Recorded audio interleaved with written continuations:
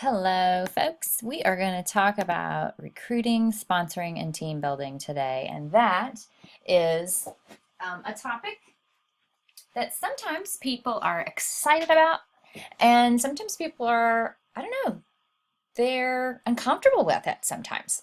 So I like to use the term not just recruiting because it's not like we're just signing people up, but we are sponsoring them into this business and we owe it to them to help them out in getting started. And then as we're doing that, we're also building our team. So all of those things go hand in hand. You can use the terminology that you like best, but as you are recruiting and or sponsoring, you'll be mentoring people along with your team leader who's in charge of helping get them trained and up and running. And then you're building a team. So you're also building the overall Usborne family of Usborne Books and More. So not only you're building your own team, but you're building our business in a bigger way. So why recruit? Why the heck would anybody want to do this business? I guess you could ask yourself that. And you think about, well, we all start this for different reasons. Some of us really love the books and just fall in love with them. Some of us are actively looking for a way to make money without having to leave our children at home or with a sitter or with a daycare. Some of us are looking for a professional outlet because we are moms and we are staying at home, but we really like the idea of having something that's just ours. And it gives us an opportunity to go out and have some fun with some other adults and also add to our family's income. Some of us may be real go-getters and we are in this to build a business from the beginning. Others may have the goal of paying for swim lessons or pizza night every Friday or getting a new van, paying off debt. I mean, there are so many different reasons that people start this business. So why recruit? Why share information about the business? Because this is an opportunity that people need to know about in order to decide if it might be a good fit for them and their family. So the whole purpose is to be generous about it and let people know this is something that they could do too. Here are some of the things I just mentioned, reasons why people join Usborne Books and More. Some of us definitely do want to have an opportunity to get out of another job or replace income from another job. And there are so many different reasons. So don't limit yourself to thinking there's just one type of person who is interested in UBAM or would be successful. And again, the impact that you can have on somebody's life by introducing them to the business and the opportunity that they could do this too could be an answer to their prayers. It could be just an absolute gift. So do think of it in that way. You're generously sharing information that could make a tremendous difference in someone's life and their family's life too. So, use that booking notebook that we first talked about, the people that you think you'd like to work with, who you think would be good at this, and be genuine in saying, I think you'd be really good at this because whatever it is, I know you're organized and you're a real go-getter, or I would just really love working with you. I think this would be a fun thing for us to do together. But genuinely tell them why you thought of them as a potential consultant. Any friends and family who think, hey, this is really cool. How did you get started? And is it something I could do too? If they show interest, definitely share more information with them. Your hostesses we've talked about before, they're getting on the job training with you. They're developing a rapport with you. You have hopefully been a good partner for them and they've been a good partner for you for their show. It makes perfect sense for them to become a member of your team. And people who are just curious about the business, talk with them, engage in a conversation where you guys are talking back and forth. And again, ask questions that are open-ended during that conversation. You can learn a lot more about what it is that intrigues them, what they're interested in getting out of the business, where they see themselves going with it, what it could do for them and their family. There are a lot of great open-ended questions you can ask to really engage them in talking about what they're thinking about when they give this business some consideration. When people are asking you questions like this at a show, at a booth, on Facebook, whatever, these are questions that can be clues to you that they're thinking, that looks like something I might want to do too. I'd like to know more about that. And so know that these are people that you do want to spend some time talking to and saying, okay, yeah, I'll be glad to tell you what we make. We make 25% commission on all of our party sales, and then we can also work with schools, do preschool book fairs, do fundraisers. There are a lot of different things that we can do. How often you work, part-time hours. I set my own schedule. It's really up to me to set that schedule, and when I work, I get paid. The whole how's that working out for you? You want to focus on the things that are going well. No business is perfect. But if you tend to share things that are negative, then people will think overall that it's negative and you're not happy to be doing this. So when you're having those recruiting conversations or business opportunity, business information conversations, you want to focus on the good stuff. Well, I've made more than I thought that I would at this point. My kids have an incredible library, and I'm really enjoying working with other parents to help them have access to these books. It's been a positive experience overall. If you had some cancellations or you didn't make as much as you thought you would right away, that's not a detail that you necessarily want to share. You do want to focus on what's going well. And I'll be completely honest with you. If somebody's starting another type of business, nothing's going to go perfect regardless of the type of business that you start. There are always hiccups. So just focus on the positive, because that's what you're going to be doing for yourself anyway. If they talk about how much they love the books, obviously, that's a good indication. If they're looking for extra money to take care of something that's an expense they hadn't planned for. They express how glad they are to be out with other people other than the kiddos. All of these are good clues. So these are some things that you need to kind of preemptively have in place in order for people to be drawn to you as a potential sponsor. You need to believe in this opportunity. You need to see the vision for what is possible with it. Have fun, and when I say be attractive, I just mean, dress up nicely. It doesn't have to be hose and heels for sure, but you want to be put together and you want to be fun to be around. You don't want to be a negative Nancy. That is a turnoff for a lot of people, and they won't want to work with you.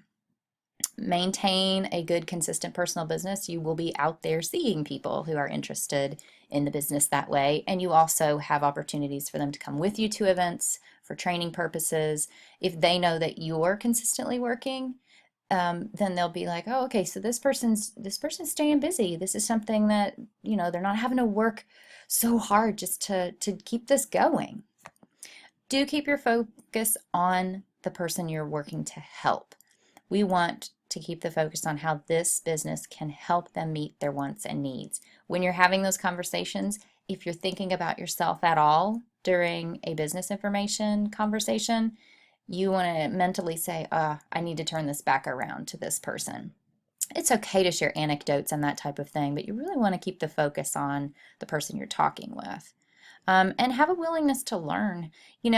I'll be completely honest, I did not recruit right away when I was with Usborne, and I could have, but I didn't really know what to say when people expressed an interest, and I probably lost out on at least 2 or 3 good recruits because I hadn't learned what to say and how to go about helping them get started.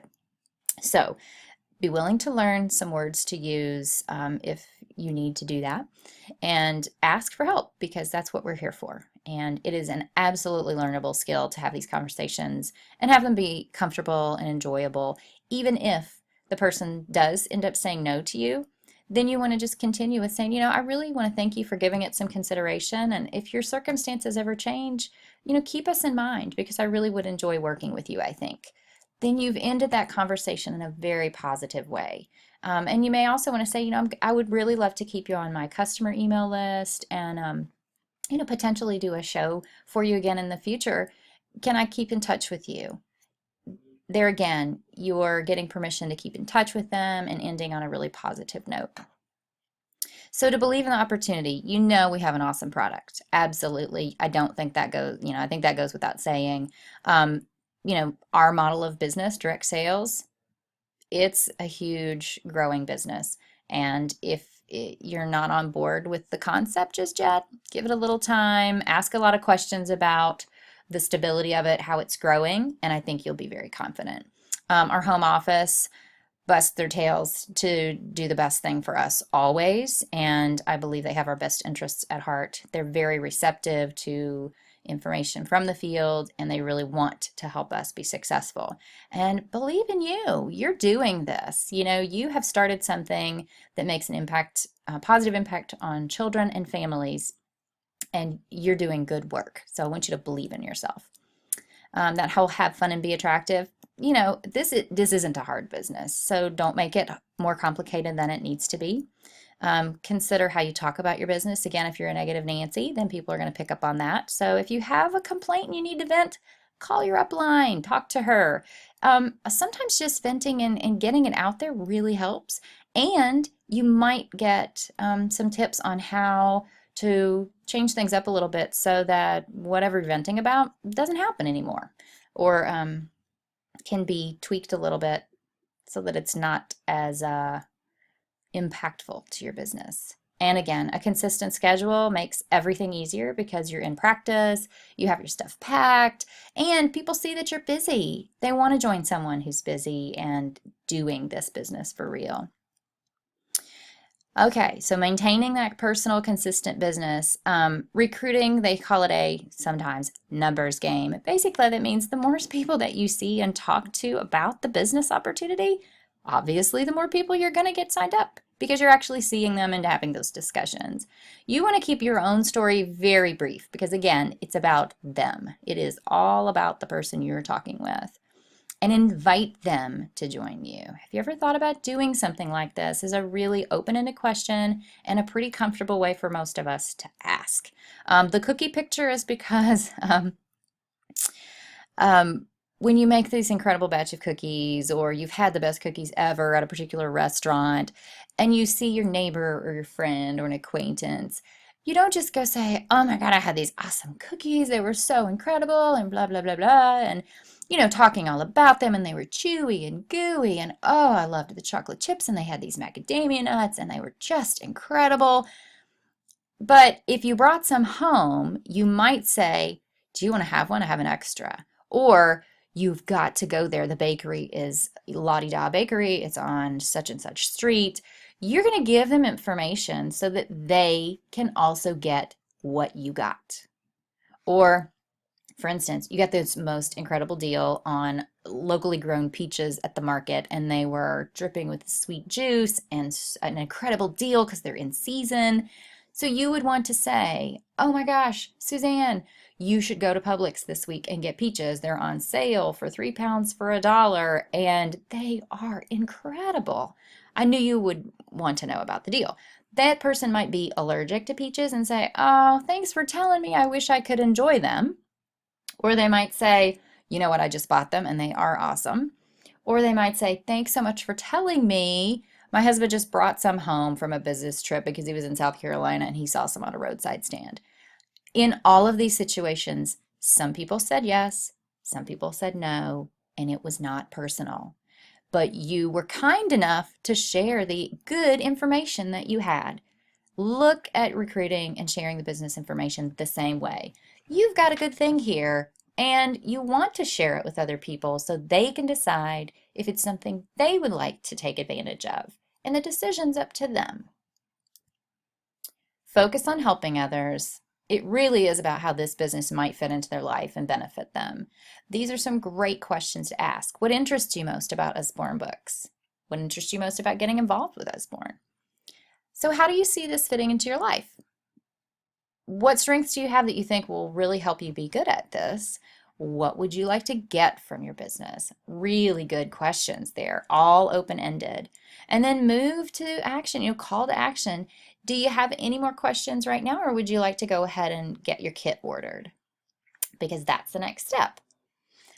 They may say, yeah, I did think of one other thing. They may say, yeah, I don't really have any more questions. I guess let's get going.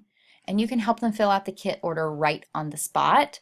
Or if you're on the phone with them, pull up your website and do it online with them right then and there.